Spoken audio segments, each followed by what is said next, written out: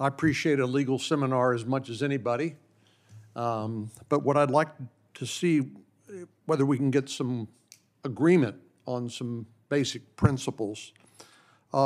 First of all, Ms. Swearer, do you believe a law-abiding citizen is a threat to public safety because they exercise their Second Amendment rights to keep and bear arms? Statistically, no, Senator. Law-abiding citizens are not a threat to public safety. They are overwhelmingly not responsible as a driving force behind criminal gun violence. Well, one area that we're in this very, what can be a controversial topic, where I think we've been able to find some consensus, is on the importance of background checks to make sure that people who are prohibited under existing law from purchasing or possessing firearms, namely people with criminal convictions, people with mental health commitments and the like.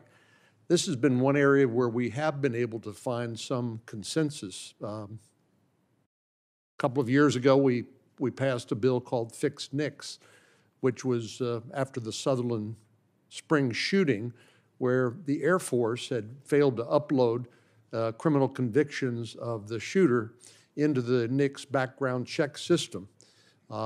Several of us went recently to Clarksburg, West Virginia, to see how the FBI is conducting the background check system, and it is pretty impressive. More recently, as the chairman mentioned, or others mentioned, we were able to find some common ground on the Bipartisan Safer Communities Act. Again, in an area where it's hard to find much common ground. But I just want to update my colleagues on exactly what has happened so far with this, for example, the enhanced background check for gun purchasers between the age of 18 and 21. Unfortunately, it's a cohort of individuals who are disproportionately impacted by this profile, or disproportionately part of a profile that characterizes shooters from Adam Lanza at Sandy Hook to the shooter in Uvalde more recently. Using the enhanced background check authority that Congress passed in the Bipartisan Safer Communities Act, so far, the background check system has identified 101 potential transactions where juvenile records, which are now subject to the background check system, have disclosed individuals that have are either convicted felons, drug users, or those with mental health adjudications who otherwise, had they been an adult previous to that statute, would have already been prohibited from purchasing a firearm.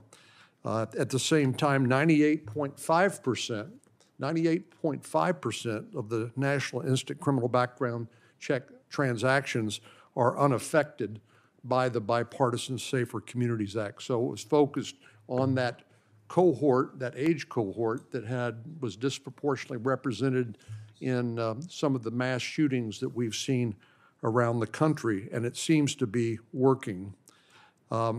Likewise, some of the additional penalties that we included for straw purchasing of firearms and trafficking in firearms has led to 30 indictments so far, just in the brief few months it's been in effect. Indictments of gang members, cartel members, and other violent criminals. Mr. Manguel, let me ask you, I thought you made a really important point about how what parts of the communities are affected by gun violence and others that are not as affected as dramatically, and how communities of color and where there's lower income levels are disproportionately affected.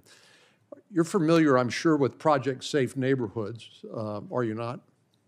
No, I don't think I am. Okay. Well, Project Safe Neighborhoods is a targeted effort, which you seem to allude to there, where you go after targeted enforcement of convicted felons and people who cannot legally possess firearms, and you prosecute those cases using the mandatory minimum standards under federal law to keep those individuals off the street.